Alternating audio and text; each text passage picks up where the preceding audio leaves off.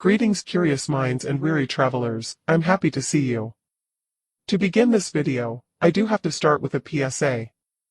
The Chain of Memories conspiracy ended up winning the 25 subscriber goal special video in the Discord poll. However, given how massive it is to tackle as a topic and how long videos take to upload even while still being 20 minutes at a time for me currently, I have decided that it might be easier for everyone if I uploaded different parts of the theory as their own video as to spare the days it would take to upload the full length all in one sitting. This way there are still multiple theory videos to look forward to, and the Chain of Memories conspiracy can still have its most important pieces relegated to the subscriber special. Once the Chain of Memories conspiracy is completed, there might end up being a mashup video compiling all of the parts into one. But until then, this is the chosen method of approach. I hope you enjoy, and now on to the video. Back in 2005, I guess, and the producers brought in, this is kind of appropriate to what we're doing, a giant chart showing like how the time travel would work and how the different doubled characters would exist in the same universe, and it got very complicated very fast. But when you're the darkness of men's hearts, drawn to these cursed medallions, and this heartless, a veritable maelstrom of avarice. I wonder. Scar? Huh? Sora! Bravo. You might be wondering why I included Haley Joel Osment talking about time travel in Kingdom Hearts being explained to the voice actors in 2005 in the segment. Keep a pen on that, as I promise it will be important later. To make sense of why it's important, we first have to cover summons in Kingdom Hearts, starting with the first game. Summons in Kingdom Hearts 1, as well as the subsequent sequels in Chain of Memories and 2, while on the surface are cameos of Disney characters to help you in combat, they do end up serving a greater narrative theme to the story as well, and something that seems so overlooked, it does need its own section. Specifically, to cover not just what the summons, but why the summons. Starting with Kingdom Hearts 1 with the summoning gems that themselves will get their own video to explore the massive lore implications of, you are able to use Simba, Dumbo, Tinkerbell, Mushu, Genie, and Bambi. Each of these specific summons holds a unique narrative parallel to Sora's journey and story in Kingdom Hearts 1, either being passive teasers to the future events of the game after gaining them, or story beats tied to Sora before he got them. We can start with those who don't get their own worlds in the immediate sequels, starting with Dumbo. His story is relatively short but to the point, as he was left isolated and belittled for his traits and ends up learning to use them to become his greatest strength, earning him his mother back. This being a parallel to Sora's own heart, as he was repeatedly mocked for it being weak and unworthy of the Keyblade initially. It was because of that weakness he needed to reach out to others, in turn making it not only his greatest strength, but also earning him the Keyblade. There is also the theme of not enough time to reconnect with loved ones, which is both paralleled with the ending for Kingdom Hearts 1 and also given its own brief focus and payoff in Kingdom Hearts 3. However, we're focusing on 1, Chain of Memories, and 2 only for this, since Chain of Memories was written with 2 in Kingdom Hearts 1 as the groundwork for Trance to have interpreted them in. Second for lacking a world is Bambi. Yes, get your mother jokes out of the way now. While one could argue Sora's mother shared that fate due to supposed countless hearts from Destiny Island swallowed by the darkness, the parallels for Bambi are not boiled down to the family. Instead, Bambi parallels Sora's experiences in his first time exploring outside worlds and meeting the new people, as well as the unfamiliar dangers that are present in these new worlds. Man parallels the heartless, because the heartless are the darkness within man. The fight for Kairi is also paralleled in Faline, having to fight his rival over her. For worlds that didn't have their limelight in Kingdom Hearts 1, but did have later appearances, we have Simba as the next summon to cover. While yes, you could make the same dead parent joke, the themes paralleling Kingdom Hearts tie into the disruption of balance and manipulations used to cause it. Scar being a parallel to Brown Robe Ansem, as his words to Riku would ultimately lead to Destiny Islands becoming connected and swallowed by darkness. Simba being left out to the wastelands, where if he would return home the very ones truly responsible for the disbalance would have to fight, is also paralleled in Sora's journey, leaving Simba to be an interesting mutual overlap for both Riku and Sora's story in Kingdom Hearts 1. Next and final summon for characters that didn't get their world featured would be Mushu. The choice for Mushu being an interesting one as his individual story in Mulan is a disgraced and demoted former guardian who acts in an attempt to reclaim his position in being one. This one is a lot more on the nose for being a parallel to Riku, as Riku sees himself as someone who is trying to protect his friends as their guardian, but becomes disgraced as he lets himself fall to darkness along the way. Given that oblivion turned into a keyblade you find in a chest, the original story seemed to relate to having Riku begin his redemption arc as a guardian in Kingdom Hearts 1, but that ultimately got moved into Chain of Memories. As for the only summons that do get worlds, we have Jenny and Tinkerbell. Both of these being characters that are associated to being trapped and freed by their self-sacrificial friend, but there is a bit more nuances and differences to the parallels beyond the notion of being caged, since every character technically follows the cage metaphor due to the worlds being closed off from each other. Tinkerbell being chosen over Peter Pan is interesting because Peter Pan is stated to connect with the family, such as Wendy, because they believed in Pan. His story already carries themes of belief making things real narrative that follows the grander story of Kingdom Hearts, so why Tinkerbell over him? Tinkerbell within the context of the film, is the one who feels like an outcast as Peter gets new companions and ends up getting tricked into working with Hook as a result of it, not realizing that Pan valued Tinkerbell more than anyone else. This would make Tinkerbell another parallel to Riku's story, as it's through his feelings of being replaced by Donald and Goofy that he ends up working with Maleficent, and of course finds Kairi while with Captain Hook. A double pun is also applicable here, since it's thanks to Riku that they all fly off to other worlds, just like Tinkerbell was needed so the kids could fly off to another world in Neverland. Genie on the other hand, while does get associated to prisons, is a parallel based more to his nature. Being trapped but even left to the whims of others, he is still seeking to make sure his best friend gets the girl in exchange for his own freedom. His parallel is also to Riku's story. He tries giving up his freedom to save Sora and Kairi so they can go be off together, but Sora makes the choice to save Riku in exchange for losing his ability to be with Kairi, much like AL's final wish was for Genie in the context it was cast. To make sure this doesn't go over the 20-minute threshold, the Kingdom Hearts 2 summons won't be given a full breakdown as Kingdom Hearts 1 has. I'm only going to be going into the summons that tie into the Chain of Memories conspiracy. With the understanding every summon is relevant to conveying more of the story and characters properly established, now we finally can get to talking about Chicken Little and why he's important enough to be a special highlight for the Chain of Memories conspiracy. Chicken Little's story when boiled down to its base components is one that focuses on the lack of belief over warnings, the sky falling, and aliens from another planet arriving to find their stranded family member. These themes interestingly enough do have parallels, but these parallels are not isolated to the scene Kingdom Hearts 2 cast. There is a very slight parallel to the ending with the hearts falling from the sky. The organization can even be viewed as a parallel to the aliens trying to do a rescue mission. They brought out the Armada to find their lost child.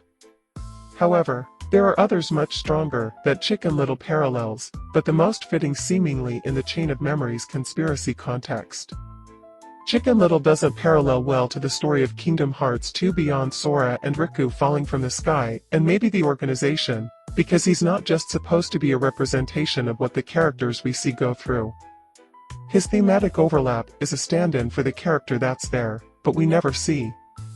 Chicken Little is there, because Ven is there. Now, you may be wondering why I say Ven instead of Roxas. After all, Roxas does begin the story with no one believing him as he keeps bringing up the strange things happening around town, and that isn't itself too far off from what Chicken Little is doing in his film. The recovery goal at the start as well. The reason I brought up Ventus over Roxas is because Roxas ends up leaving his overlaps with Chicken Little at the door. It's only the start of Kingdom Hearts 2 where he shares some overlap. It's not a theme that carries long narrative retention, which is noticeably different than every Kingdom Hearts 1 summon, since all of them tie into major character moments, not just overlapping the plot. Each one had a struggle and story that could directly relate to the longer overarching journey of the characters, and when looked into can help better appreciate the larger story and play as subtle additional context. Roxas actually being kidnapped instead of left behind, for example, makes the parallel not fit quite right, particularly given it's the same game that actually has kidnapping as two main plot point in it. One extra for Kairi, that happens right after Roxas. While there are story beats of Chicken Little that can be noticed in Kingdom Hearts 2, the strongest parallels just so happen to be more fitting of another character's story than Roxas himself. Allow me to explain. The main story beat of Chicken Little is issues caused by the lack of being listened to or believed by friends and family alike until it's too late. A core plot beat for Birth by Sleep, as Ven's inability to go home is tied to Terra being unwilling to hear Ven out on what he wanted to say. You can even include Arrakis in this parallel. Ven's inexperience with the worlds outside being tied to Arrakis's fears about Ven, akin to Chicken Little's father having fears and doubts about his son, basically trying to have him stay out of sight as much as possible. The sky falling already holds parallels to Kingdom Hearts with the sky opening up to reveal a giant light that Ven is present, but also overlaps with shooting stars, since they're visually stars in the sky falling. Both concepts we see also fit with Ven as he becomes one himself as he falls to Destiny Islands, to eventually go to sleep within Sora's heart. Aliens being those from other worlds would be normally pretty vague since every character is an alien to another due to each world being its own planet. However, regarding traversal of worlds, the series most consistently demonstrates Keyblade wielders performing this feat, meaning the lost child alien would be a stranded kid Keyblade wielder unable to return to where they came from.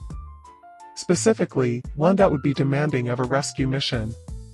Interestingly, the basic alien metaphor, due to the Dandelion's time-traveling activities, makes it work twofold, with both them and the most apt to the concept of the alien metaphor being the Master of Masters himself, since even Darkness acknowledges he did not come from the unified world of Daybreak Town's era. Xigbar technically also applies to the alien idea, but not so much as the one-stranded child idea behind it.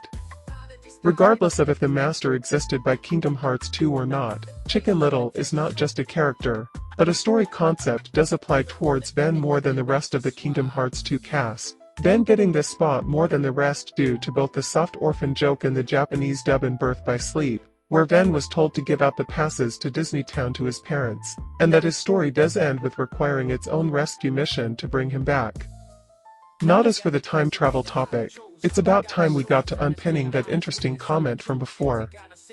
This one will take a little groundwork to get into properly though, so bear with me on this. A reminder in case it's needed before digging into this segment. The original Chain of Memories did not contain voice acting, and as such any plot elements needed to be conveyed would not be possible due to the lack of actors to inform. The earliest installment where voice actors could be informed of any behind-the-scenes story or plot that isn't directly stated outright, would be done with the cast for voicing the subsequent title after Chain of Memories, Kingdom Hearts 2. Speaking of Kingdom Hearts 2, as the audience received for the final product did not engage in time-traveling shenanigans, beyond arguably the Timeless River. The byproduct of informing the actors about time travel mechanics seems completely out of left field, at least on the surface. The need for explaining time travel mechanics at this stage in development would be if the notion of time travel was already part of the desired lore canon, and important for the voice actors to be able to understand their characters and roles better for what is already happening in the game they're recording lines for. This would mean time travel was part of more than Kingdom Hearts 2, just not in an explicit way for the audience. While yes, people can bring up potential time travel examples that might be such in situations, the focus here is time travel relevant to the Chain of Memories conspiracy rather than all places within the Kingdom Hearts 2 story might have had an instance of time travel we got to see explored better in Kingdom Hearts 3. As you likely may have already guessed by now, this time travel mention business is relevant because it would further imply that even during the recordings of Kingdom Hearts 2, the ideas of Ventus being around, trapped within Sora's heart and a time traveler were already present and influencing the direction of the game's story, characters introduced throughout the adventure and original world development. You can even see the influence of the ideas of Ventus in the Disney worlds as their own additional proof to this conclusion, such as Mulan using her sword backhanded style like Ventus does despite never wielding it that way in the movie. The emphasis of avarice, specifically of that special heartless that can curse individual people just like the gold could in Port Royal, relating to sins that were the focus of the X and UX era. The only deadly sin given extra emphasis, and also the foreteller that Ben is known to have interacted with. Scar's ghost being stray darkness that could take the physical appearance of another, as seen with Ben's experience in being deceived by Dark Ava, but the full list will just have to wait as that dive isn't this video. These parallels and changes to match the themes and story beats present with Ben's story would only be so consistent with the intentional decision to include them to begin with. All to say that these little details, even for Kingdom Hearts, too softly push the notion of Ben's existence, and that this existence and story beats were always planned to have come from the ancient past of the Foreteller's era. It was always far more than just the unicornish union symbology. Ben would replace Ira in leading, having its markings all over the mysterious broken-up mansion that also has 2 used pods beyond Donald, Goofy and Sora's pods. But that will be another day, in another video.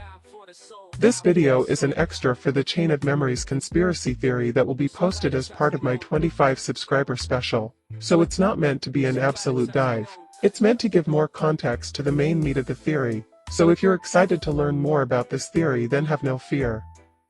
There are multiple extensions works, along with a few others to make this a proper side series, and to break down each piece of this surprisingly chunky theory. If you enjoyed this, please like, subscribe and share the video. If you'd like to talk more Kingdom Hearts theories, be sure to come join me in my Discord that's linked below, and say hi. Whatever you choose to do, thank you for watching, and may your heart be your guiding key. Kyrie! Hater! Ben! Isa. Darkness! Sora! Nominate? Enough! Terra. This is it! You shall wander forever. Late at night, when the world is asleep, I put on my moon boots and dance in the streets.